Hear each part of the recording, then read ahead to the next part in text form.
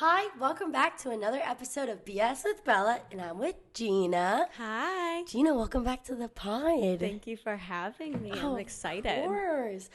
Today's episode is a little different than my other episodes of just interviewing someone and kind of just rambling. On this episode, we're going to be talking about things we've learned and still learning in our early adult life or early 20s. So I created a list of questions of different situations and different topics about young adulthood that me and Gina will be talking about and kind of answering through our own experience, you could say. Mm-hmm. So let's go. This one's about building healthy relationships and friendships overall. So how would you define a healthy friendship and a relationship? In your opinion? I would say friendship-wise, a big thing for me is someone that is just always, I guess in a relationship too, always there for you. Yeah. Through good, bad, and different. Someone that's just going to stick by you no matter what. So that's what I would say. For both, I think friendship and relationship is one thing. For me, I feel like it's honesty between both parties is like I don't like to be lied to. I like to be very transparent with your friendships and even relationships. Like if you put someone in a situation and you were treated that way or they treated you that way, you both wouldn't like it. So I like to be treat people the way you would be treated. Yeah. And I think also loyalty is my biggest thing is honest and loyalty, because loyalty is everything. Like if you aren't loyal to someone, where someone is picking on someone, one of your friends, or something's happened to one of your friends, and you do not want to beat someone up, then you're not loyal. I feel like loyalty and honesty is by far my define. I agree. What are some red flags in a friendship and relationship?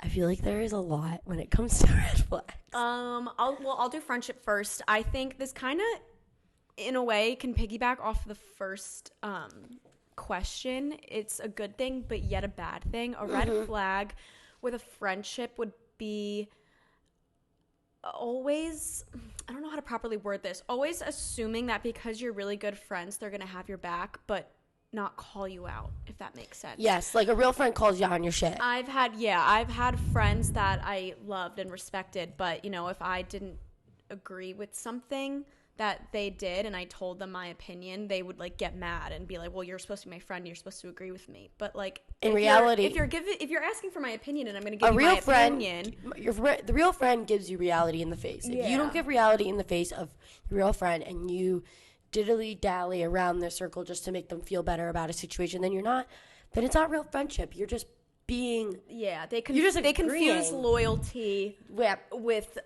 just constantly picking your side. But it's if you're doing something wrong, I'm gonna tell you, Bella, you're doing something wrong. And there's been times where we've both told you, And I feel like with a relationship, my red flag is it's not having a girl best friend is my problem. It's the girl best friend that tries to pretend she's one of the boys is one of my biggest pet peeve. And people would make me sound crazy, but when I tell you I've had an experience like that before, the girl that pretends to be everyone's boyfriend's friend is the one that is secretly wanting to get with them. I'm sorry, just or a red she flag. has gotten with them. Red flag right off the bat. I don't care. You're telling me she's just a friend. You know damn well that you got feelings for her, and that's okay. Just break it off. Yeah. My red flag is the best friend thing. The girl best friend. Or if they don't, oh God, they think that because they're the girl best friend that they're so supportive. They're so supportive of your relationship, and it's no, you actually don't respect it at all. No, you don't respect it at all, because if you respect it, then you know butt out. There'd be certain boundaries that you don't cross, and I feel like that's a red flag in a relationship with me is right off the bat is you're allowed to be friends with girls. Do not get me wrong. Do not get these words twisted. And I feel like it is such a category that people are so ready to jump the gun. Even guys, I can't have a girl best friend. No, that's not what I'm saying. It's the girl best friend that pretends to be everyone's friend and then friends everyone's boyfriends. That's the one that's weird. Or hanging out with you until 2:00 in the morning. That's my red flag. Period. Also, just I feel like another red flag in a relationship, I don't have any red flags in my relationship, but I'm just saying past is always the one that you catch them in the smallest lies.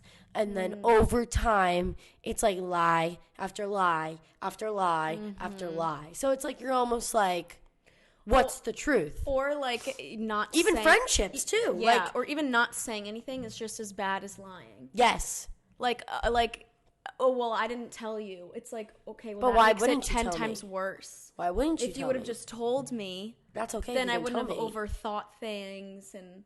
Yeah, that's okay. You didn't tell me. I just tell me. How can you establish? How do you establish and communicate a healthy boundary in a relationship? So I feel like if you right off the bat is like, you don't need, just tell me what you're doing. I feel like communication is really key when it comes into a relationship. And I always tell my boyfriend, I'm like, if you gotta go do something, like, just tell me you gotta go do something. Then just like the whole leave me on red for 2 hours. And sometimes accidentally I do that when I'm like just busy. But I feel like communication is really key, especially now that I'm in a long distance relationship. That's like even more important is definitely communication. Yeah. And I feel like you just have to talk to your partner, and friendship too. We're all gonna have to do friendship long distance. Yeah. Definitely communication. I remember seeing this thing, I forget what it was, but it was someone talking about a boundary that they had with their boyfriend, significant other. Yeah. And they weren't seeing eye to eye on it, and she was like, well, why can't you just understand that this is where I'm coming from? And so she worded it this way, and I think it is really important. If someone were to get into a relationship and they were like, I personally want to wait to have sex until marriage, that's a boundary I have. If you respect that and want to do it, then you'll be in the relationship with them. Yeah. If not, you'll be like, I'm sorry, I want to go with someone else. So if someone's like, my boundary is A, B, and C, and they can't do it, then it's like, if that makes sense. You need to establish that communication. You have to just like talk about it, and if you don't agree with it, that's fine, but go date someone who will respect your boundaries. Yeah. Like, my boundaries is just honesty. Just tell me what you're doing. You don't need to tell me exactly every single conversation you have with this person. Just tell me what you're doing, and I'll be like, okay, have fun. Talk to you later.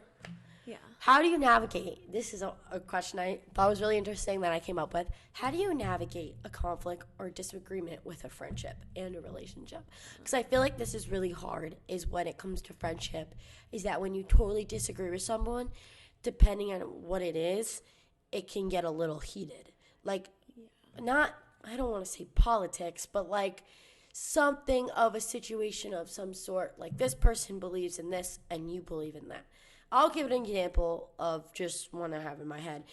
Your friend believes in not tipping and you believe in tipping.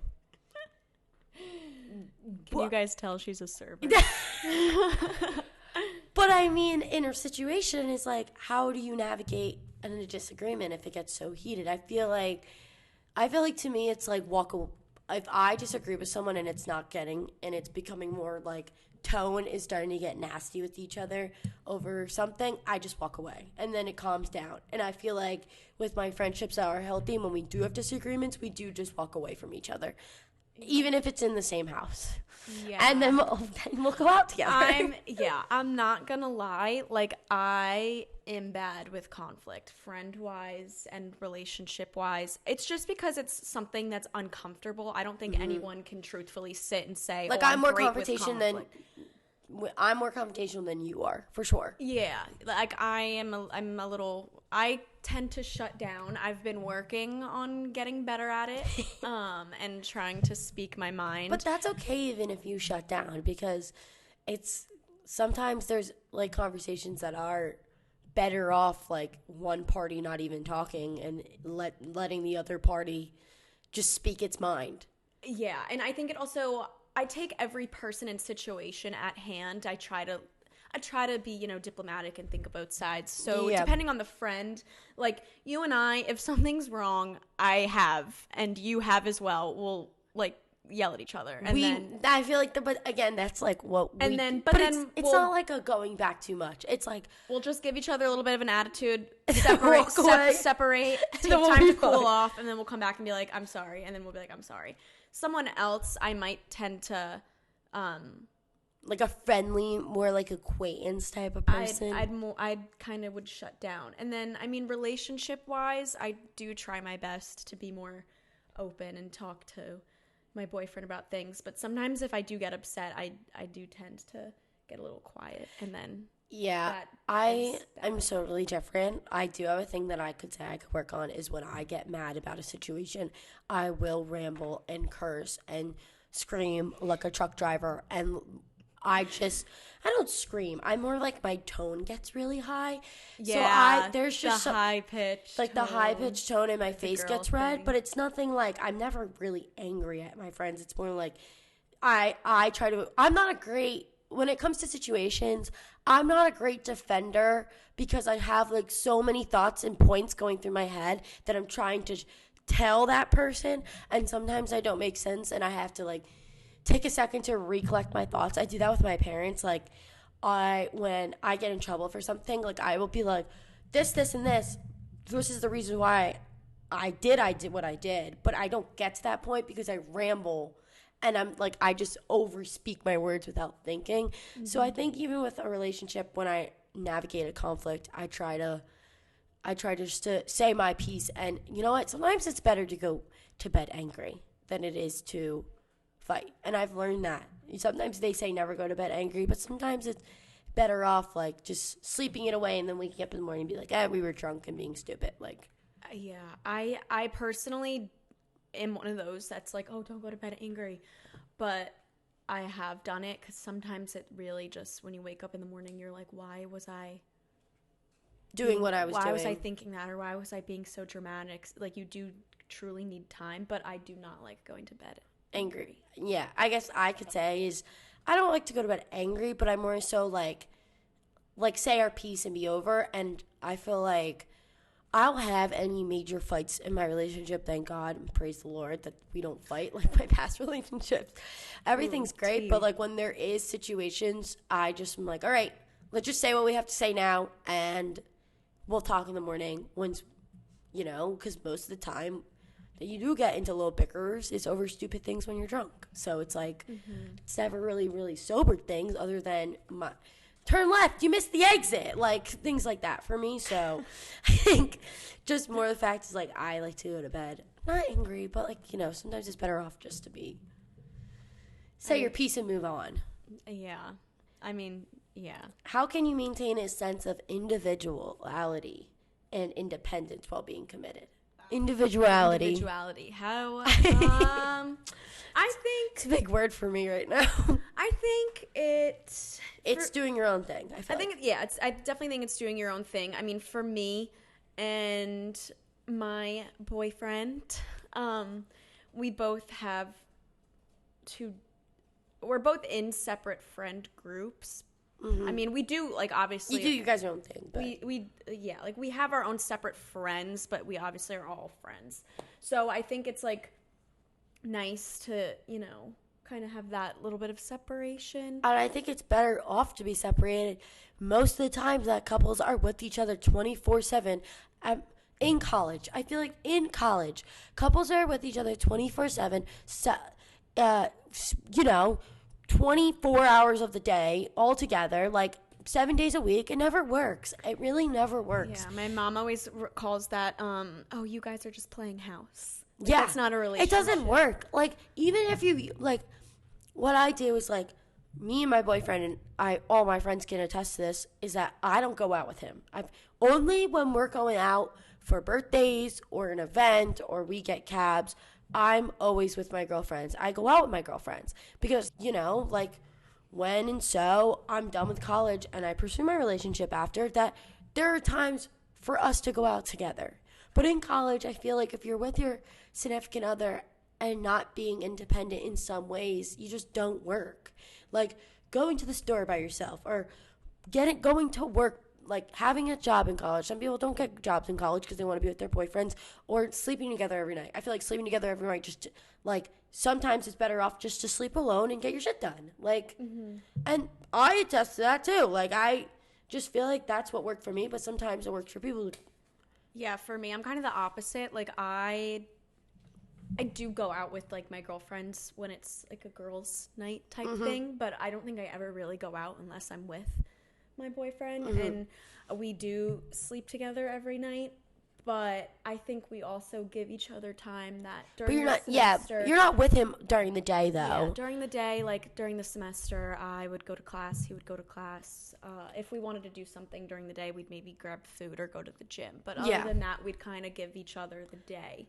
And then, because then it's nice at nighttime, then we have something to talk about and recap our day. And then you're just like then not talking into space while you two are staring at each other and being like, we spent the whole day together. We didn't like. Yeah, and now that it's summer, like he works, I work, so we still have the separation. But then we'll make time to do things together. So I think it depends on the dynamic of who you are. Because this is gonna sound very cheesy, but I could hang out with him all day, every day, and not get tired of him. But I think so can I. I can do that too. I just choose not to. So we are, I feel like, a lot with each other, but then at the same time, we definitely give each other time. Totally two different relationships. I can spend the day with my wife, and it's not that I do choose not to, but it's like he also likes his independence, and I like mine. So I feel like that works. How do you handle a toxic friendship or relationships, and what are the steps do you do to take? I feel like if the friendship is toxic, you'll walk away. I had some situations in high school, unfortunately, as much as I had a pass with this one girl, two girl, whoever it is, sometimes it's better off not to hang out with each other a lot, and when you get home from college, you talk and hang out, and that's pretty much it. I feel like in high school, too, I had to walk away from friendships that I thought were there, and I was giving it my all, but they weren't. And I feel like when it's so toxic, it gets to the point that people just literally climb for clout or climb for a reputation, and they're willing to take anyone out. I feel like that's just like, you just got to step away. Yeah, I have lost some friends due to like instances, but then there have been friends that I've lost because I've just chosen to like not be friends with them. Yeah. I just, everyone grows, and some people I feel like that grow a certain way that you just don't agree with sometimes. Yeah. So I've definitely, I think, kind of distanced myself. I mean, there have been friends that, we've gotten to disagreements with, or, have bullied people, and that kind of thing is like a situation where I have an excuse to like leave because I don't agree with that. But then there's other times where it's just like I just think we're outgrowing each other, and those I've kind of just slowly but surely drifted away from them. Even with toxic relationships, you gotta get out, you gotta walk away. Sometimes it's better off to walk away, and I know it's hard to walk away, and I've been in a few, and I am lucky to. In the moment, it was the end of the world, but later down the line, you look at it and you're like, damn, I dodged a bullet. Friendship-wise, I feel like it's a little, for me, it's a little subtle. You don't hang out with them as much, and then you leave the group chat, and you do, like, little things like that. It's like a relationship, and it's a toxic relationship. Like, you don't talk to them. You don't just cut them off, girl. Sometimes better off to cut a girl off, too. Yeah. It's better off. Yeah. Now, being in our 20s, early 20s, I feel like being girls, body images and, like, being yourself is always kind of the main topic. And I feel like it's a lot of relatable. I've seen it on TikTok of nutrition and diet. So we're going to get into those types of questions. What are some social pressures or beauty standards that impact your body image? Social media, by far, I think has always been a struggle. Personally with me, I have looked at a lot of people and thought I could wear the same clothes that they can, and in reality, I can't. And it's okay. Definitely in high school, I definitely kind of had a problem with, I kind of still have a hard relationship with foods. Not so to the point where it's an issue. It's more the fact that I try to navigate a healthy lifestyle in college, but sometimes it's hard. So I feel like some social pressures is definitely not being a size 0. Especially if you look at my mom, you look at me. My mom is very petite, and I'm not. So it definitely, like, shopping in different sizes, like, growing up was kind of hard because you don't understand. And I feel like social media has taken over our generation, especially now, that you have to look like a certain image. And luckily now 2022 and 2023 are growing into that you don't need to be a plus size 0. Yeah. I agree. Social media has a huge impact. Growing up, honestly, thank goodness, I wasn't allowed to have social media until I was you were one of those kids. in high school. So I didn't get a social media, like Instagram, until I was like 17 years old. Like I was old. Gina was like past the trends. I was very old when I got social media, and I see how it affects me now as a 22-year-old, only having it for a short amount of time. So I can only imagine how I would feel if I had it longer, like a lot of people did when they were way younger. For me, I feel like a lot of body things. I always was petite. I always was small framed. I always was tiny. I also danced. So I always was in a leotard and tights and making sure that you looked the best. I looked fine. But I was very active, and I was young and healthy. So I would eat whatever I want. I would eat like a Twinkie and not worry about it. So would I. I was like working out because in I would high go school. to dance, and then because you're playing all these sports too. Had a fast metabolism and all this stuff. Now I am older, and I'm not 16 anymore, and I can't eat a Twinkie, and it just will go away. I still am a petite girl, but I think that when I was younger, my body image things was dance-wise, just because I would stare at myself in a mirror all the time. So I wanted to make sure I always looked good because I was always staring at myself. Yeah. But as I'm older now, definitely social media is what impacts I think my social body media image. is definitely the top of what is the pressure of how people should look. And sometimes it's better off just not giving a shit. Yeah. What are some tips or strategies that you've done or we've done to help our self-image? I think, honestly, is knowing. I think what made me accept the size, yes, can I always work out and look a little better? Yes. There's always the room to, I could always, do this or do that. But I think my biggest takeaway was that it's okay that some shirts don't fit me. That, like, freshman year to now, it's okay that some shirts don't look or fit the same than they used to, because I was also like 19 and now I'm 21. So I've learned that it's okay that some things don't look like how they used to be, and also dressing more maturely can sometimes fit your body and make you look better. So I feel like it's okay that if I give you a shirt that doesn't look good, it looks good on you, to know that it's okay that it doesn't look good on me. It's okay. Like, I think that was my biggest strategy to, grow as a person with this topic, for sure.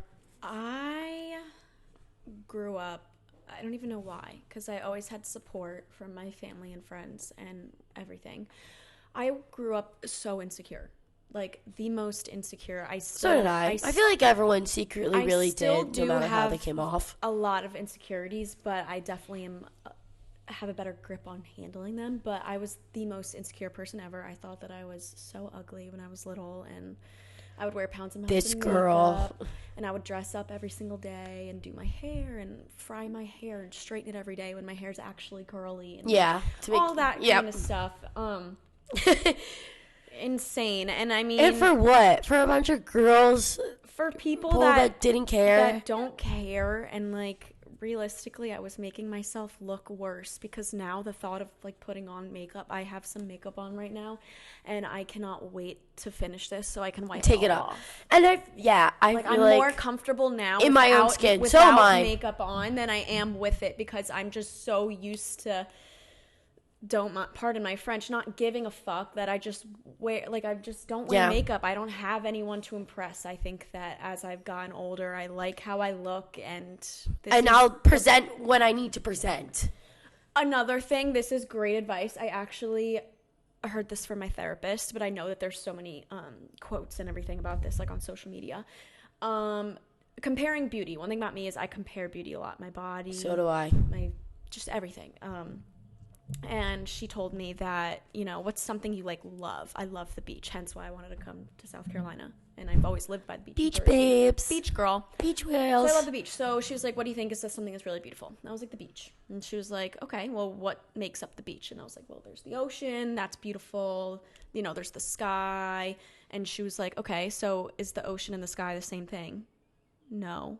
But they're both beautiful in their own way, but you don't compare them. They just are both beautiful in their own way. I didn't even think of it. It's not that the sky is prettier than the ocean. It's just or the everyone. ocean's prettier than the sky. It's just everyone else is different. Kinds of beauty. That there's no one right way of beauty, and everyone has beauty. And I think that knocks one of my questions: why is being yourself so important? Is because if you're not yourself, you're living in a lie.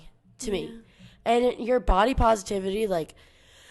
I know it's so cliche, like the body. I feel like the word body positively, like when people talk about it, it's like, oh, like activist, like, you know, like I feel like there's a lot of political meaning behind it, but I feel like it does intertwine with mental health. I feel like if you don't accept yourself, then your mental health isn't great. And I think that's definitely, they both intertwine with each other. Yeah, they definitely do. I mean, last year was in a very bad spot mentally, and not even realizing it created a problem with my weight that I didn't even intend on happening. And it was just because I was so upset with things going on in my life and with myself, and I just didn't have the best mental health, that I thus took it out on myself.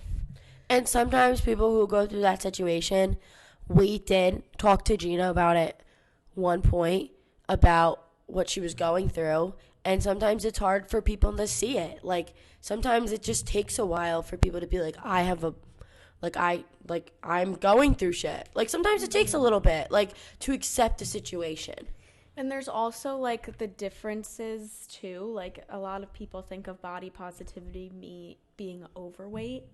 Yeah. But there's also the thing that like I had a bad relationship with food and didn't eat, and I knew that I wasn't taking care of myself, but then me being so skinny made me upset because I was like, now I look You look so much sick. better than last year. I don't look good, and now I look too skinny and I look bony, and then there's the jokes about that. So like people think that it's just an overweight thing, but anyone at any weight, body shape can have some self-esteem, body dysmorphia for definitely sure. Yeah.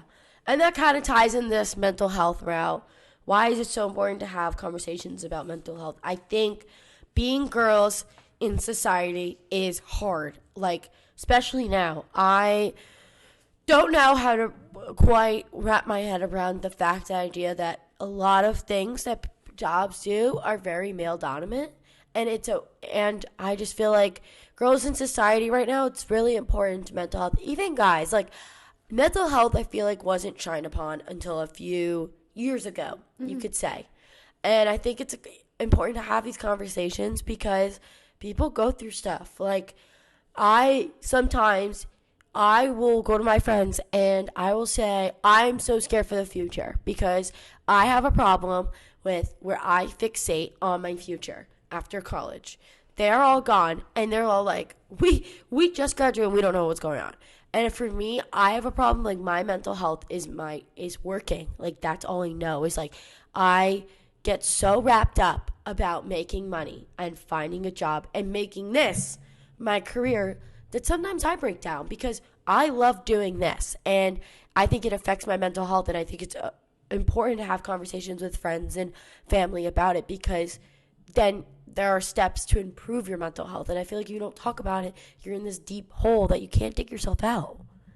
Yeah. If you knew me a bit ago,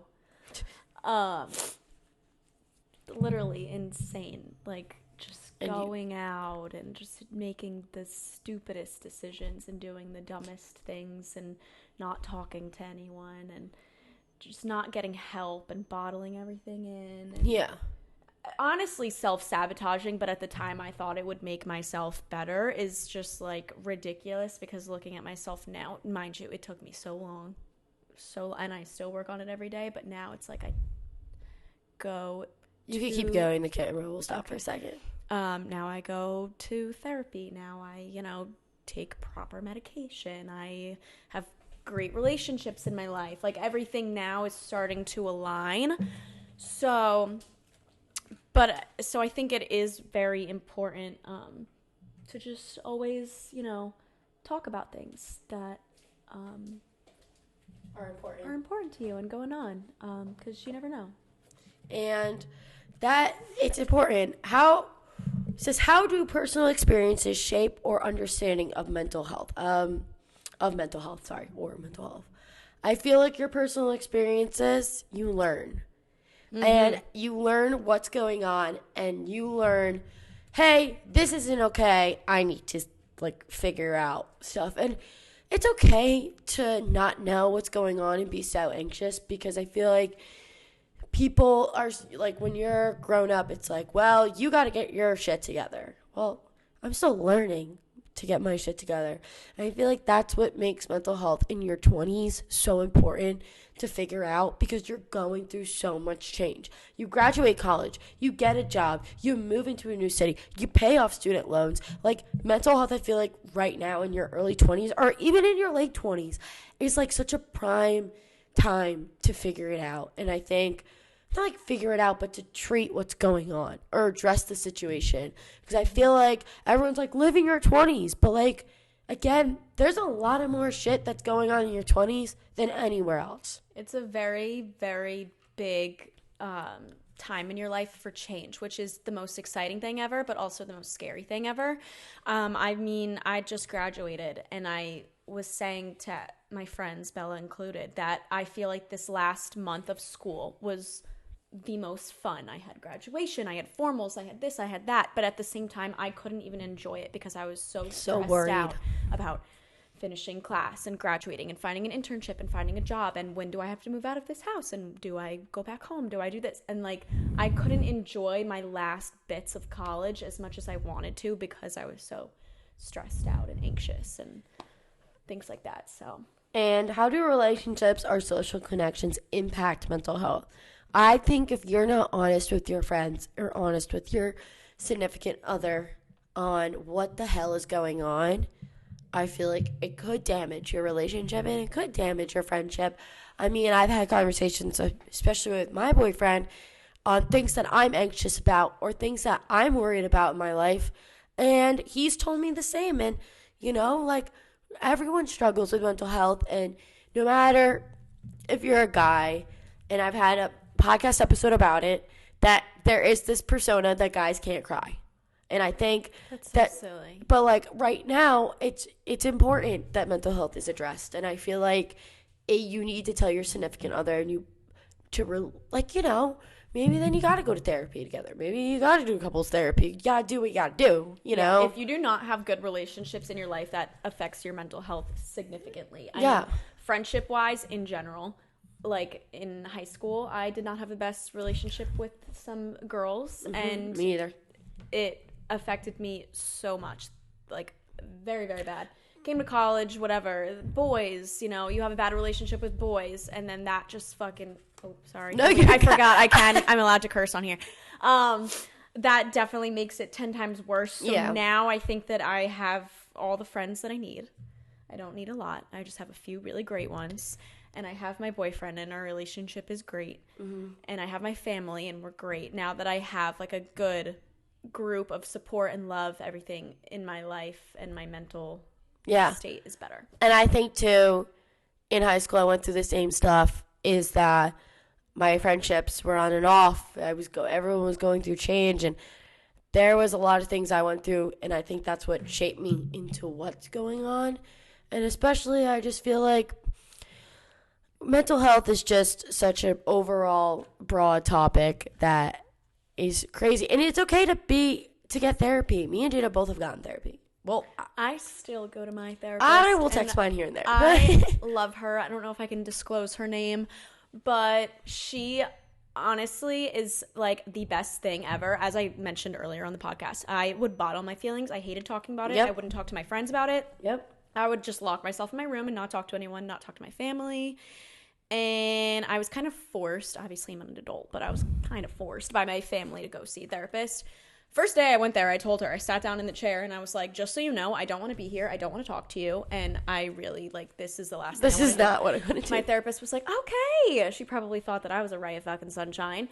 And, but now after going, I can't imagine not going to see her. Like, I haven't gone to see her in like 2 weeks because I've been so busy with work and my internship and everything. And then you're going to go see her. That now I'm like looking forward to going because I just, it's just so good. And I don't think there's anything that anyone should be embarrassed about, male or female, like seeing a therapist or even using your friends as a therapist, your parents. Yeah. Like, there's nothing wrong with talking about things with people. It really does help a crap ton. So. And also, too, it's like your mental health can be affected also not only just kind of being mean to people, too. It's like I feel like in high school, like I started YouTube and I did get bullied a lot for it. I got bullied. And I feel like you just don't know what people are going through, so just be nice. Just be nice to people. You have no idea what people are going through every day. Mm-hmm. And that kind of leads into healthy living for students. For us students, navigating a healthy lifestyle, how can students navigate challenges of maintaining a healthy lifestyle while being in school? I don't know really much how to answer this question because I'm still working on my relationship with the gym. And I think that is something I need to work on, is that I have an anxiety problem with the gym, is that I will go to the gym and try to do what I know, and then I feel like I'm not doing enough, or I'm doing too much, or people are staring at me, or people are looking at me because I don't know how to work certain machines. So I feel like I'm still learning a healthy lifestyle when it comes to that, and that's something I'm improving on, for sure.